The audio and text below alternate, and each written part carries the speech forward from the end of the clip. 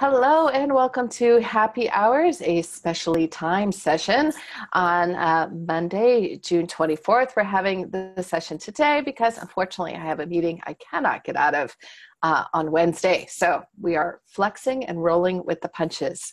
And I didn't want to cancel anything because I've been away. So I am here today. So did you guys have any specific questions? Otherwise, I was going to talk a little bit about Publishers Marketplace and sort of the query resources in general, but I wanted to make sure if there was anything else that we tackle it. No. All right, so this actually started with you, Alyssa. So you were interested in Publishers Marketplace. What got you interested in it and what's your experience with it so far?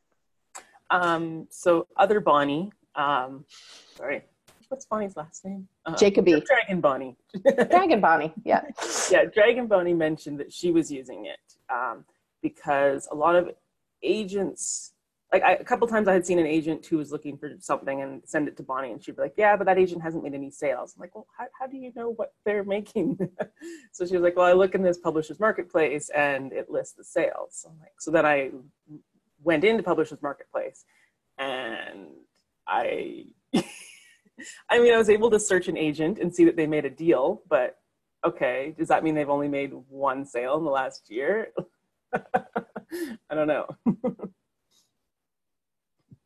So, and I think that is the challenge. And one of the things that I'm going to put a caveat up about is a few things with Publishers Marketplace. So first off, it costs money. So unlike some other resources, it will cost you to use Publishers Marketplace. They charge a monthly subscription fee.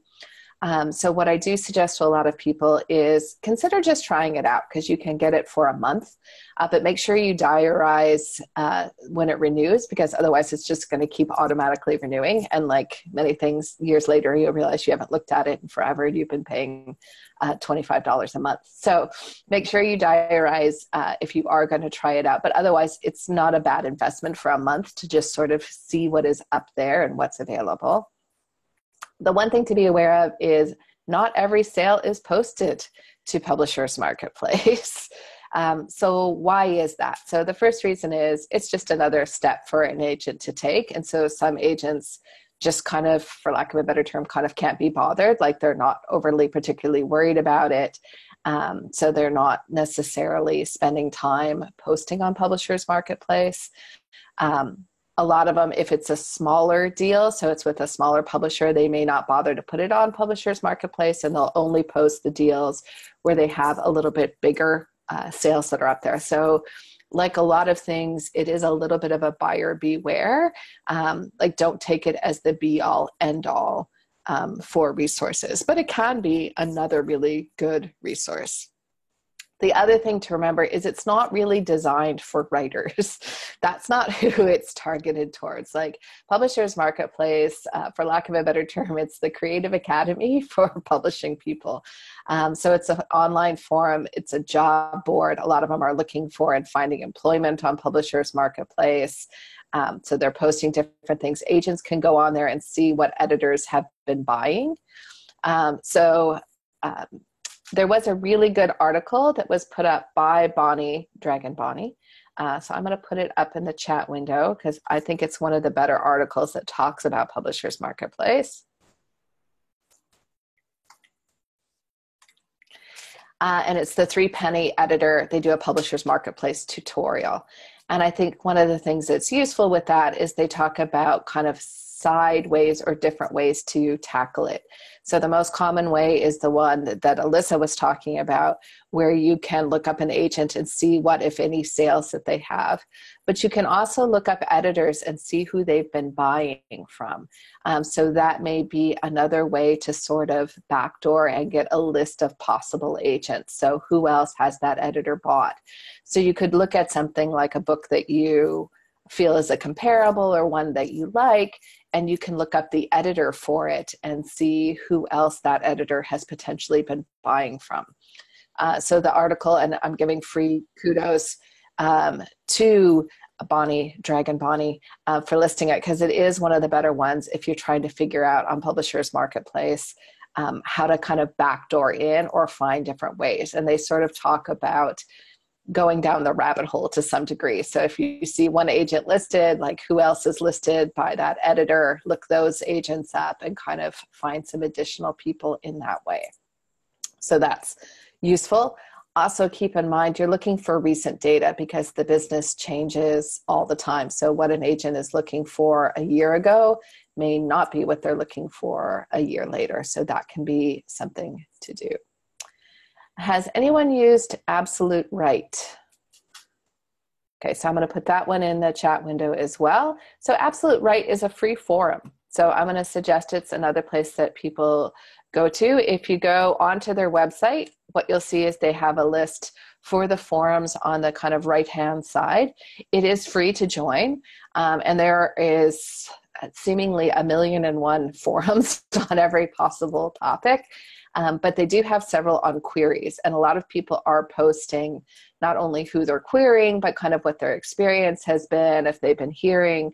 You'll see people post things like, hey, I queried Lisa Voisin 3 months ago and I haven't heard anything. And other people may chime in and be like, oh, Lisa is a no, just keep going. Or I heard that she was at a conference and she might be behind. So sometimes it's kind of a way to have a little bit of information from other writers, so that can be a useful one. The next two, or actually three things that I'm going to talk to are available either online as ebook options or print book options. And so you can get them often through your local library, and you know I'm a big fan of the library. So the first is one that we have talked about in general. So I'm going to put this in here. It's the Writer's Marketplace, or the Writer's Market book. So what you will see in the Writer's Market is, one, if you are trying to sell either short stories, magazine articles, essays, it's a great resource for that because it lists all the different places that are buying, lets you know what those particular places pay, and they do also have a section on agents. So it's another place that you can add to and get sort of some additional information on agents. So that's the Writer's Market. The next one that I'm going to list is... Sorry, Eileen. Yeah. The Writer's Market. So my understanding was that was mostly about like editors to submit to, or publications to submit to. So sorry, what information on agents do you find there? They do have a section on agents. They have a section on agents. Okay. Yeah, they do. So is that going to be similar to that? Because that's Writer's Digest, right? That Writer's... Yeah. So they, yes. They make a different book every year that's like a listing of agents. They do. Okay. I'm assuming that anything in the agent's book, you wouldn't, like it would be redundant. It should be doubled. Yeah, okay. It should be doubled. The Writer's Market's more useful if you are thinking there's some maybe other stuff that you're looking to sell, because it can be useful. And or, again, it's often available in the library. So I tell people, check it out, you look through it, and then you're just using that as a starting place. So I would always, if there was someone that was interesting to me in that, I would then be going to look them up online and seeing what I could discover online. The other one is put out by Jeff Herman. It's the Jeff Herman's Guide to Publisher, Editors, and Literary Agents. And that is another kind of source to sort of look through and see people. They often have interviews and other kind of additional resources that I think is helpful and useful to find. So I did buy that book. Yeah. And it is interesting because like basically he has a whole bunch of interview questions, like 20 questions. And some of them are things like, do you think agents are going to do you think an agent can become a millionaire? Yeah. Or how old is the earth? So you can kind of get a little bit of a sense for other things for the agents. And they don't answer every question. But the one thing I didn't like about it is that a lot of times only one agent at an agency responds. Yes.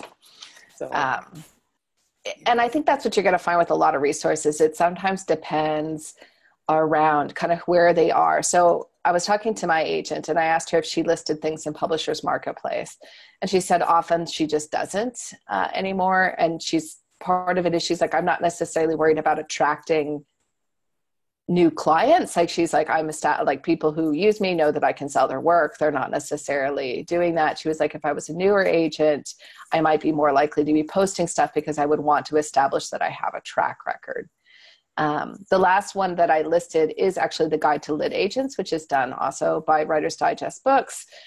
Again, might be available in your public library. Anything that is a print resource, just keep in mind it's already out of date. Like, even though it's the most recent guide, it's going to be like, I would always follow up and go onto the website. Agents move around a lot. Part of that is a lot of them are really young. I mean, I say that as someone who's now feeling older, but like a lot of them are in their 20s and they may agent for a few years and then switch to a different agency and all those kinds of things. So things can get out of date really, really quickly. But I do find that those guides often do give you just maybe a little bit more information about them. And it is that idea of having a relationship with someone. So I think there's some real benefit to taking a look at that and seeing whether or not you're getting any kind of feel for a person, because you want someone that you feel like you can work with, right? So if you find, a kind of interview, that kind of thing can be helpful. I know when I was doing my most recent agent search, I did a lot of looking to see if they had ever done any interviews on any blogs and those kinds of things. Again, with the idea that I wanted to get a bit of a personality. And that definitely was a big part of what helped sell me on Barbara, was the sense that we would get along really well personally. So that for me was a big set. So there's a lot of those kind of additional resources that can help you identify agents and people that you want to target.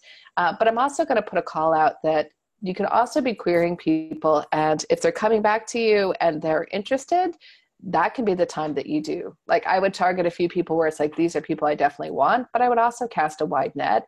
And if someone is coming back, then figuring out, okay, now I'm going to spend some time on whether or not you're someone I really want to work with, if that makes sense. Just because you might as well save some time someplace. So why bother researching someone who might just say no in the end? So that might help. Questions on those agent resources? Okay. I wanted to go over, Bonnie, you said you had a question or something you wanted to chat about?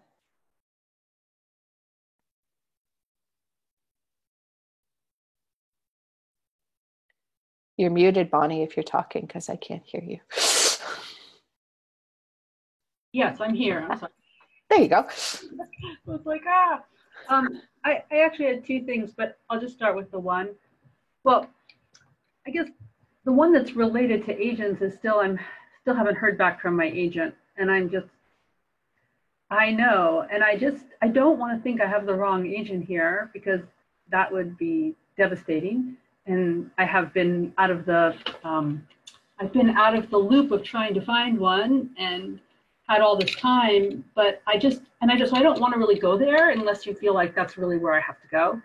But I just, it is, she said mid-June, and, you could argue it's still mid-June, but I know it's not going to get here.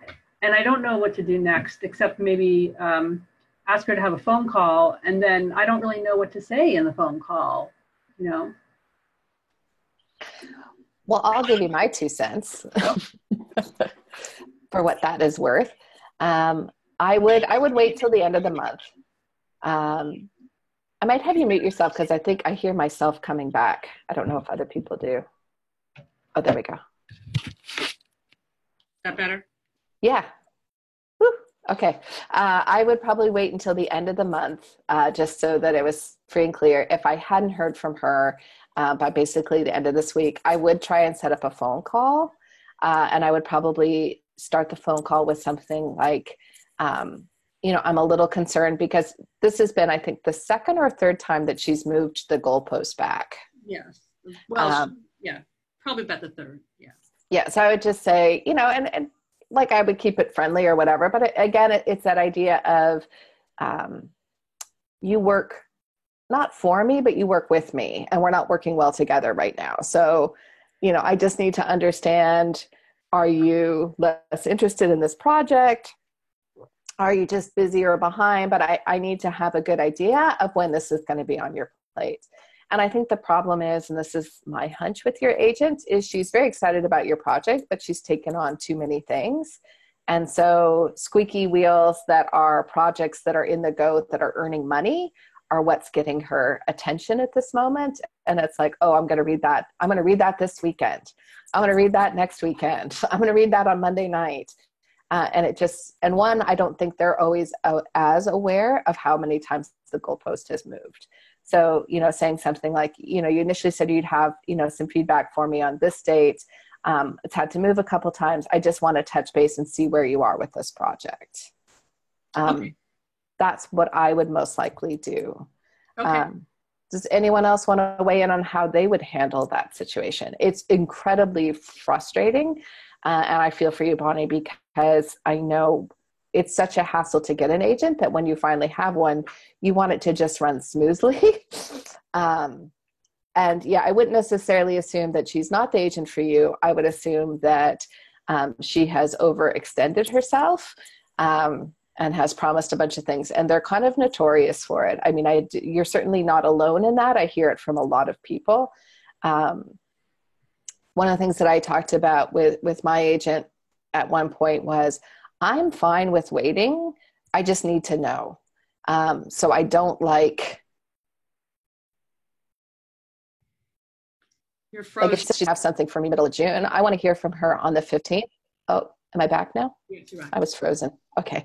If my agent tells me that, she wants to hear from me on June, or she's going to get back to me on June the 15th, I would much rather hear from her to have her say, I am still so far behind. It's not going to be until the first week of July, than for me to be each day, June 17th, 20th, 23rd, kind of still wondering if it's going to happen. So I would far prefer that.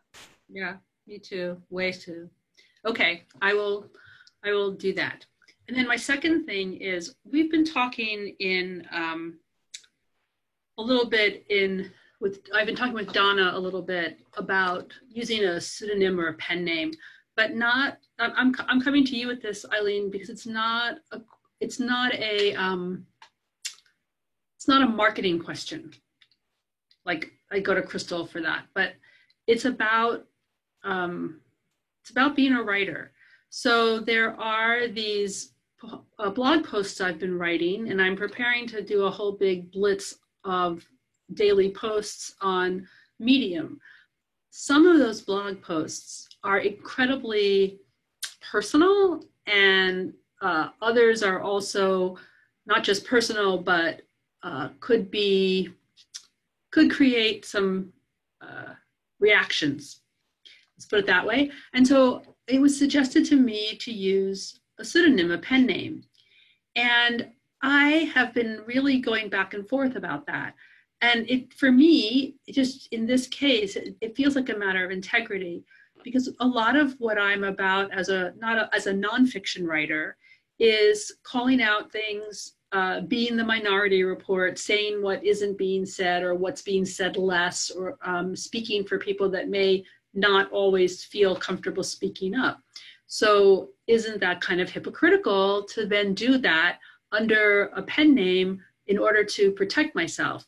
So that has been what I've been struggling with, because it feels like if I'm going to be the person that speaks up, I should stand behind what I'm speaking and not protect myself, because I'm saying that we need to all be able to speak out. The farthest along I've gotten with this so far is, one, to just experiment. It's apparently not very difficult to do it under one name and change it to my name later on, to just feel what it feels like. And then lately, just recently, I've been thinking that maybe I could do it if I also said right in my bio statement that this is not my real name. And the reason that I feel like I have to do that is because if I'm going to speak up about things that are very personal and difficult, I don't want somebody reading it and feeling connected to it to then think that they can just go out and say whatever they say, assuming that I'm being myself when I'm saying it. Does that make sense? It does. And I'm going to tackle this in kind of a couple of different chunks. And the first one I'm going to do really quick because I don't think it's at all related to you, but may be useful for other people who are thinking about pen names. So some people are choosing pen names as a marketing or a branding issue. So they want to be, you know, Bonnie Goldberg with one kind of books, and they want to be, be golden for another kind of book, so that they're trying to set up a clear distinction between the kinds of properties that they sell under different names. Some people are picking pen names because their own name is either so difficult to spell or complicated that they want to make it easier for people to find them in bookstores and to request their books. So that may be another reason that people choose a pen name. Now let's get into the reason I think is related to you, which is I think sometimes people are choosing pen names. I suppose there are some people who, if you want to say, are hiding behind a pen name. So I know one person, for example, she's an elementary school teacher and she writes erotica. And she does not want a parent who has a young child in her class to Google her name and necessarily come up right against the fact that she writes these particularly hot and steamy books, which I think is very reasonable. But I think there's a larger subset of people who want to separate their professional life from their personal life. And I sort of feel like that's to some degree what you're talking about, which is, you know, I want to have who I am and I want to be able to talk about things, but I don't necessarily want to set myself up, I don't want to say as a target, but unfortunately in days of social media, I think we are kind of talking to some degree about being a target or having to deal with that kind of crossover. And I don't think that makes people less authentic. I think it would be less authentic if I was writing about the Black woman's experience under a pen name and it all comes out that I'm not actually Black. I'm a white, middle-aged woman who has no idea what it's like that would be a betrayal. But if I was, a white woman who wanted to talk about the Me Too movement and it's like, you know what, I just don't want that at my door, I think that is very fair and respectable. I might, as you talking about it, like I might be like, B. Golden is a pen name for, an author working in a variety of fields. So if you feel like, okay, I'm just being clear that this is not my name, but I think there's an importance to speaking up, but the name behind that I don't think is as important. I don't think that lessens the message of what someone is saying unless that person is hiding behind a pen name because they're not actually, I don't know if I want to say entitled, but they're not necessarily owning that particular background, if that makes sense. Yeah, thank you. Does anybody else have any different feeling about that? I'm curious if anyone has thought about doing a pen name. Yeah, when I first sold my book, I didn't give it any thought, which is kind of interesting. And I was like, I want Is in my own name because I want to basically scream it from the rafters that I wrote a book, damn it. Sometimes I now wonder if I wish that I had a pen name just to have some degree of separation from that. Again, to be clear, I am not dealing with hordes of fans coming after me or like I'm stopped. It's not like when I make a reservation, someone's like, are you that Eileen Cook? Like, that's not my problem.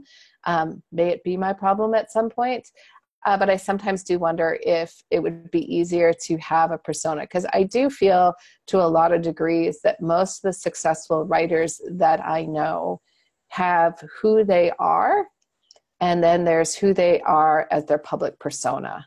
And it's a little bit different, and they're keeping some things private, even people who speak quite openly about who they are and things that they may be dealing with. So Mary Robinette's one of the members in our academy, and she's very public about a lot of things, including her own struggles with depression and her own issues dealing with being a woman writing in the science fiction fantasy field. And she gets a lot of heat and target for that. But if you spend time with her, she's a very different person one-on-one. Like, not obviously she's still the same, but there is a difference. And I think in some ways having a pen name just allows you to keep that separation that works a little bit better. So there is that. All right. So, Lisa, I know that you are muted. I think it's because you are at the office and listening to us on the sly. But you had submitted a query letter. Would you like to talk about it today? In as much as you can talk about it? She's totally silent. Is she there? I'm here, but I'm just about to drive into work, so I don't have time to talk about it, unfortunately. I was just going to listen to you on the phone, like switch to phone and drive in. And I can't talk. I don't have a modern car, so. Well, how about we tackle you next Wednesday? Because I think it's easier for you on Wednesdays. Oh, it's so much easier for me on Wednesdays. That would be awesome. We will do your query letter on Wednesday. Thank you. You're welcome. Have a good day at work. All right. Anyone else? Any questions today? I did not prepare any other big topic, but I thought it might be interesting to talk a little bit. I don't know if people have been following the writing process discussion that's been going on in the All TCA members section. But Odette posted that she's been working on her book, and I'm going to screw it up here, but she just did a realization that she has thrown out a huge number of words. Let's see if I can find it here. It was something like 178,000 words that she's written, and like at least 2/3 of those are going to end up getting tossed out. And so I'm curious for other people how they're sort of tackling writing process. Like, do you find that you're throwing out a lot of words, find that you draft and do that kind of outline first? Where are people at? Does anyone want to share that? I'll share. Thanks, Bonnie. Sure. So I was actually in that thread, and it's different for me for two reasons. Reason number one is just that I'm a really slow writer, and I don't create a lot and then throw a lot away because I have a lot. I go very slowly, and that means I don't have as much to work with. Also, I write historical fiction so far only, and there's always the issue of the balance between the research and the writing. And if I were to try, like, I love the idea, I'd love to try 5 or 6 different ways of something happening, but the sheer amount of research that would be required for each one of those things is daunting to me. So I decide kind of what it is that I want the MC. I mean, I start by having a time period that I'm really interested in, and then a character, an MC that is someone that would be involved in what it is I'm interested in about that period. And I kind of have an idea of how I want things to go, or at least how they're ending. And then I come up with what I think the climax is going to be, and the other characters that would probably need to be around, and some idea of how the person's going to move through the rising action. Then I do a bunch of research and kind of decide on what those actions will be. And then my job is to make that work, not to like try 5 different versions, but to make that thing that I've researched and that makes sense for that time period work in a way that moves the action and the character arc forward. So it's a really different process, and it makes me feel like, gee, it might be really interesting to try to write something where I don't have to do all that. And maybe even in picture book, I'm thinking that might be a place where I try out the idea of, 3 or 4 different options before coming to what it is that I want to do. One thing that really interested me about what Odette said, though, is that once she's done all this thinking and all the many false starts, that it's completely in her mind, like sort of done, and she's basically writing it out instead of writing through it, if you know what I mean. Yeah, and I think one of the things that fascinates me about the whole idea of writing process is that it is absolutely so different for every person. And every time I think, oh, I should do that, and I may try certain things, sometimes those things work for me, but often they don't. So I find that if I do too many kind of rewrites, like, Odette's saying that, she started the book like kind of 20 different times or whatever that was, I tend to then just walk away. I tend to be like, I guess that idea is not working, and I tend to wander away. I do think I do a lot of that process in my head before I start writing. So I think a lot about the book and the process, but I don't necessarily tend to have a lot of big writes that I then end up throwing away. And I can't even claim, as you do, Bonnie, that, you know, the reason of because of research and having done that, it's just sort of like once I start down a certain path, it's really hard for me to shift gears and be like, how could this happen completely different?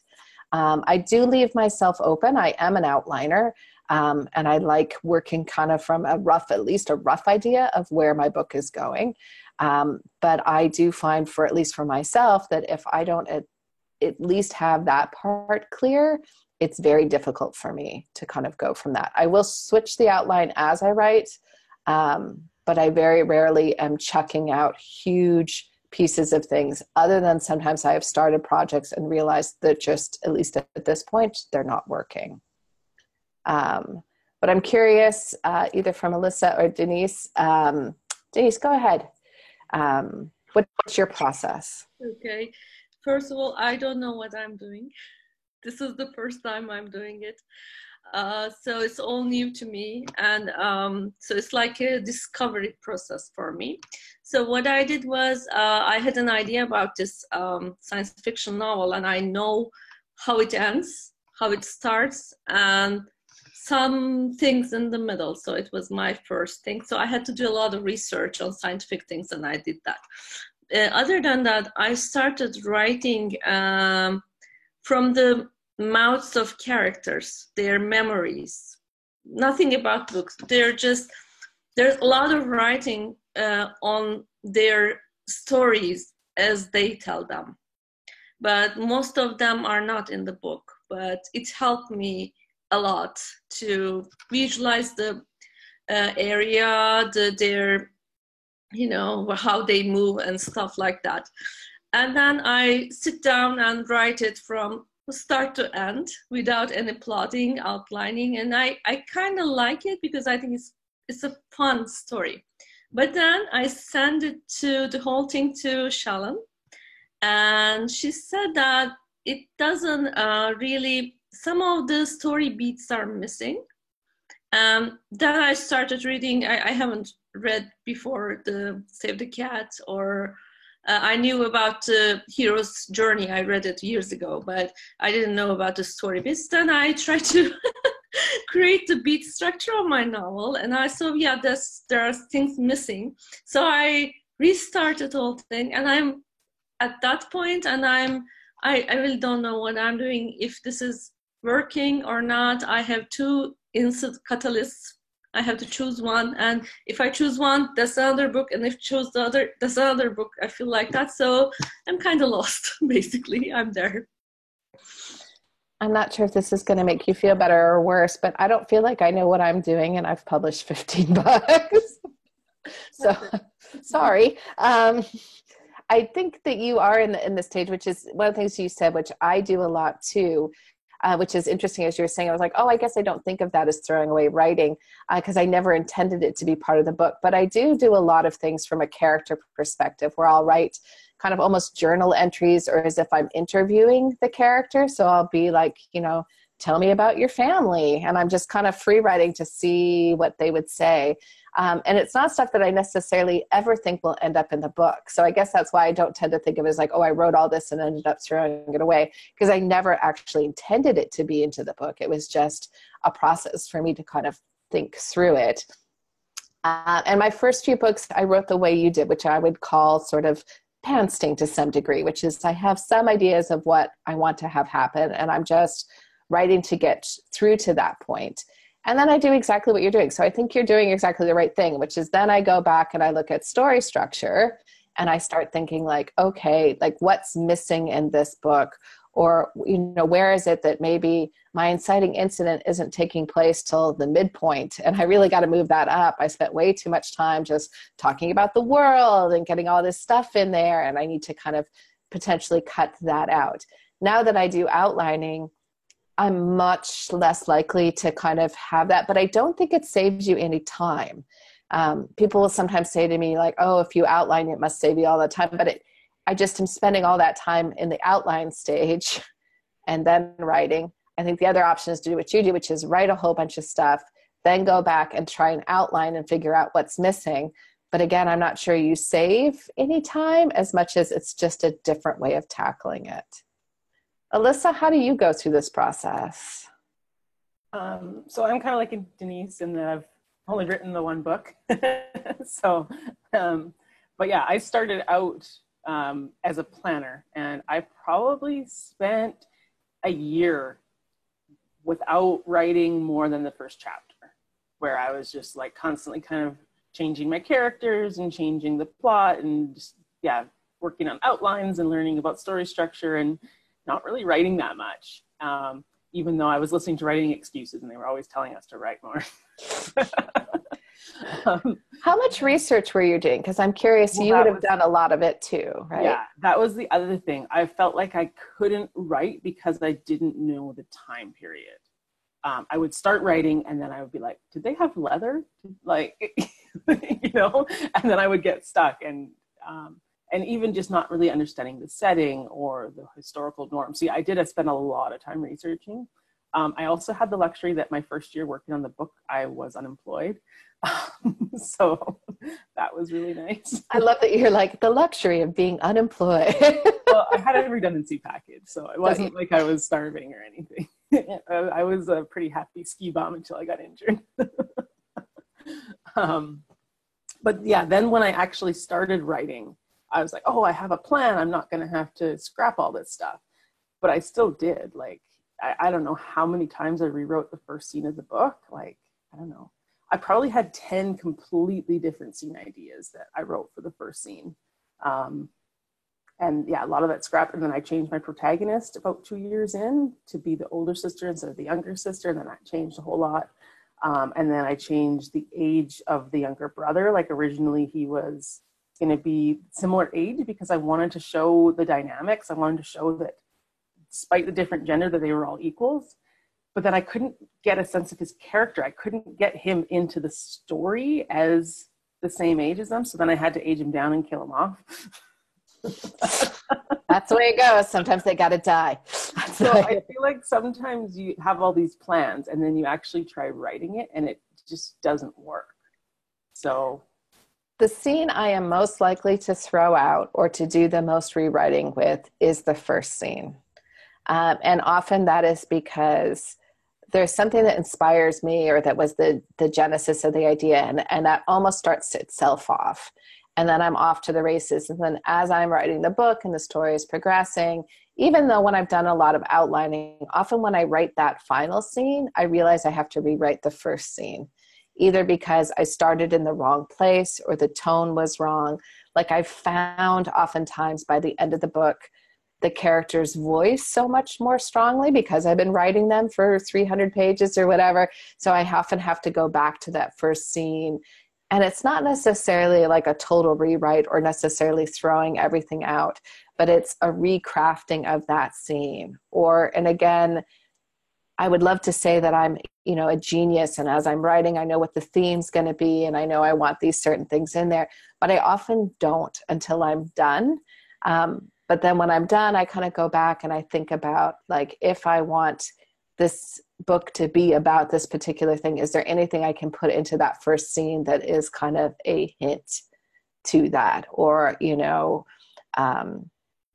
when I wrote You Owe Me a Murder, I ended up rewriting the first scene because I realized I wanted it to take place in an airport because the book was about, in some ways, transitions and change.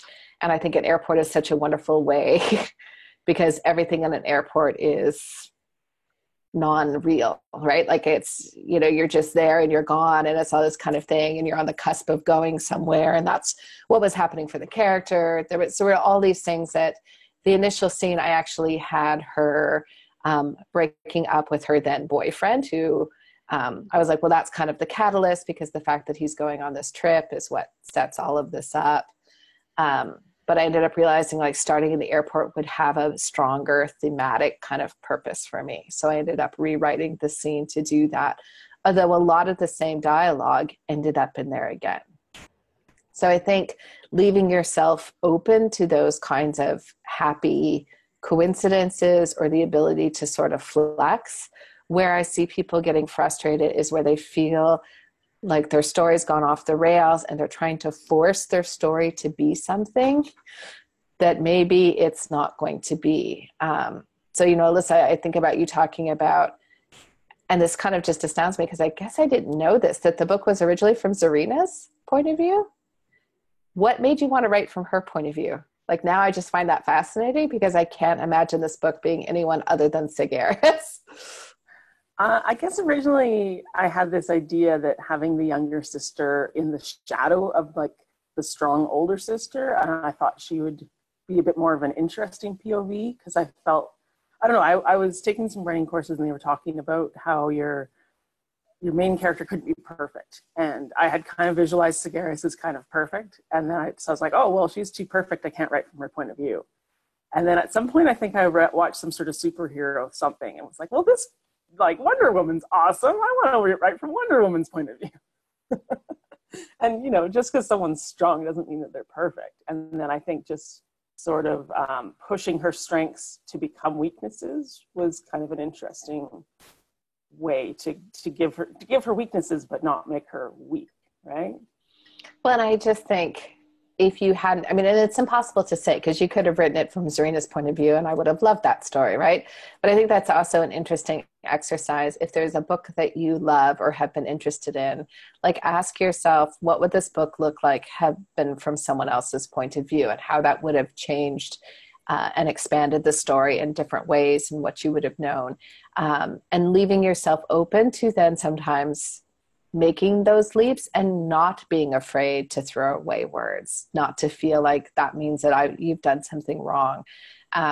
It's just part of that process and whatever it is that gets you there, and giving yourself permission. Like, I've talked to a lot of people, like sometimes I think we get this, anyone else have the moment where you decide everything you write is crap and there's no point and it's clearly terrible and you should have written something out? Please tell me I'm not the only one who does this. Right, where you're like, this book is horrible. No one's ever going to like it. It's never going to be any good. There's nothing to it. I never should do that. Like, the only thing I do know is that happens to me basically every single time that I write a book. So now I'm at least somewhat familiar with that feeling, and writing through it and continuing to write. Because, the one thing that excites me for Denise is you can fix things, right? Like, you can't fix a blank page. Like, if you have nothing, you just have an idea and that's ephemeral and it's not real. But once you have something on a page, you can start looking and being like, oh, I need more emotion, or this is missing more conflict, or like, you can always go back and fix something. And the frustrating thing is, even once you publish, you'll go back and look at a published book that you've done and you'll realize there are things you could change. I look at books that I had come out a year ago or 5 years ago, and I think I could write that book better now than I did when I wrote it the first time. You just can't change it at that point. But to give yourself permission, that's Natalie Goldberg who talks about the shitty first draft. And, kind of giving yourself permission to just get it out on the page and then determine how you're going to tackle it from there. I think that's important. I would encourage people to listen to interviews with writers or to talk with other people about their process, because I think you can sometimes try things out. So I think I've talked about John Irving, who wrote A Prayer for Owen Meany and The World According to Garp. He writes all of his books backwards. He starts with the last scene, which I think is just so weird. And I could never do that. But for him, like, he figures out, like, how do I build to that last scene? Jennifer Cruzy used to do a collage for every one of her books. And so she would do this big poster board and tear out pictures and get all of these things in there. Elizabeth George, who writes murder mysteries, would write these incredibly detailed outlines. We're talking 300, 400, 500-page outlines where she would think about every scene from all the characters' different perspectives before she wrote. And just kind of trying things on and seeing what works for you, and being aware that what works for one book may not work for another book. I keep thinking I've figured it out, only to discover I haven't. So my absolute favorite writers podcast is called The Worried Writer. I think I've talked about it before, but this will be new to Denise, maybe, unless she's already heard of it. But it's this lovely Scottish woman talking about all her writing anxieties. And in the beginning, she'll share her writing victories and her writing fears, and then she'll interview someone. And every guest she interviews, she talks to them about their writing process and whatever they're dealing with as far as fear, procrastination, or worries. And a lot of these writers, they come across as so confident and so like they have everything together. And then she'll ask them, okay, so what are you afraid of? Like, what are your writing anxieties? And they'll all have something. They all have something. And they'll talk about their process. And sometimes they like have no problems with first drafts, and they have all the anxiety with the once it's out there. Like everyone just has a different part that they have their issues with. So it's a really good podcast. Highly recommend it. We all have our crazy. It's just how you wrap it up. And I think I'm becoming more comfortable with that. The older I get is realizing that confidence isn't necessarily a lack of anxiety. Confidence is having anxiety and doing it anyway. And it's the idea of, having faith that you will see it through and being open in your own mind to whatever is going to get you through. And that's why I like podcasts like that, or talking to other writers, is developing a list or a toolkit of strategies so that when I hit a stage where I'm procrastinating writing, or I'm feeling like I'm knee deep in rewrites and I can't make them work, or whatever that is, that I have some ideas of what to do that will hopefully shake me out of it. So I have some things that me, if things aren't working, like what else can I try? What else can I do that will hopefully shake me free and get me going in a different direction? So that's my encouragement for today, is to try out some different writing process and to give yourself permission to doodle in a notebook, make a collage, pants it, try out a different opening, whatever that is, as a way to kind of get yourself back into it. So the important thing is that we keep writing. Denise. Hi, okay, I have a question for you. I loved my first draft. I loved it. And a couple of friends read it and they loved it, and then it upped my game. I was like, okay, this is just a little book, but now I expect more because I believe it's good. So I have to make it double size, a full length book, and everything about it. But I changed a lot in the process of plotting. But now I'm kind of having hard time if the original was better, because I changed a lot. How do I know that if my modifications are working or not? Should I go back to basics and imagine the first feeling or my own feelings which made me write this book, or the feelings that I want to create on the reader, because I really have something strong to say about refugees and stuff. But is it that, or maybe I should let the novel go in another direction, whatever? I'm very confused about that. So if you have any help. I have a couple thoughts with that. So one is to give yourself a little time to let you sit with it. Two, I don't think it's uncommon to sometimes like your first draft better. And I think of it like dating. Like when you first meet someone, you're like, oh my gosh, he's so cute and he kisses really well. And wow, right? And then you marry him and you're like, oh, and he leaves his toenail clippings in the bathroom all the time. And what the heck is happening with his laundry? So like, them better. And so you see sometimes the maybe not as beautiful parts. And so it's not an infatuation anymore, but it can be a deeper love. So sometimes just giving yourself time to figure out what that is. But you did put your finger on something which I think is really important, is going back and reading your next draft and being like, what is it that I want this book to be? And am I getting further away from that? Because there are a million ways you could take a book. But it's like, if part of your book is, I really want to explore what it means to be a refugee and to deal with some of those issues, have I gotten further away from that in this book? And is there a way to then bring it back in? I mean, it's impossible to say like, well, you should go with your first draft and, throw something out, because because I haven't read any of those. But it would be interesting to get some readers on that book, right? And asking for second people to read and give some thought about, you know, what's working and what's not working. But don't feel like you have to rush the process either. Like I sometimes need a little bit of time to figure out what's working versus what am I just frustrated with. And sometimes when I'm in the middle of a book, it's like, well, nothing of this is good. All of this is terrible. And it's not. I just am frustrated with it. I think you had a comment, Alyssa. Denise, I was just wondering, what changes did you make? Like, what were the big changes that were made between the two drafts?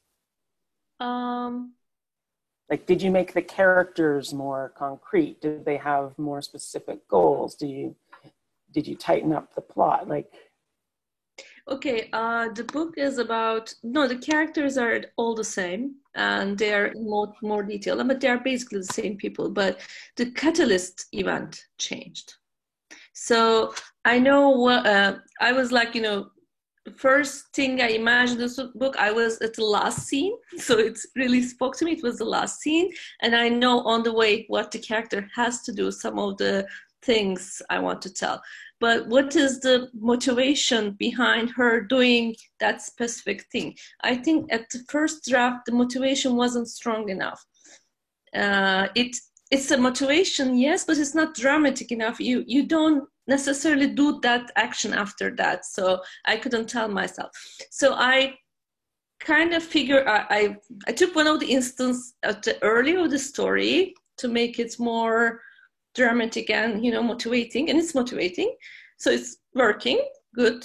I like it. But now it changed the theme of the book because now the motivations have changed. So I'm not sure if it's the right way or the wrong way. But I didn't have an incident to start with, but maybe I should keep thinking about the catalyst incident. Yeah. I think it's worthwhile. Like, I think and again, it's always impossible for someone else to answer those questions, which is always the hard thing. But I think that's an interesting question Alyssa's asking you, which is, you know, you kind of went back and you're like, okay, well, she has to have a stronger motivation. So it's kind of thinking through like, okay, well, what is that and what drives motivation? And there is the masterclass on kind of dealing with push-pull and some of those motivational things. So it may be useful to look at some of that backstory and things that might be helpful. And then brainstorming and maybe seeing, you know, what that catalyst is. And that's also something we could do in an office hour sometime. If you're willing to write up, like, this is what the catalyst is, this is what happens, this is where the story goes, and this is what I changed it to. We'd be happy to everyone will have an opinion, I can tell you that. Thank you, because I'm thinking about this, you know, hundreds times, all the time. I'm thinking about it, and I think I bored all my friends with it. Well, then bore us. So send me an email and kind of summarize it up, and you and I will kind of come up with the summary, and then we will post it for everyone to take a peek at, and we will tackle it next Wednesday. So not this Wednesday, but a week from Wednesday, we'll have some thoughts for you. Deal? Well, thank you so much. Deal. All right, everybody. That takes us to 10 o'clock, basically. So I'm going to do a last call out. Does anyone have any other questions they want answered? Deep thoughts. All right. Have a good Monday and take care, everybody. And I'll see you around. Take care. Bye.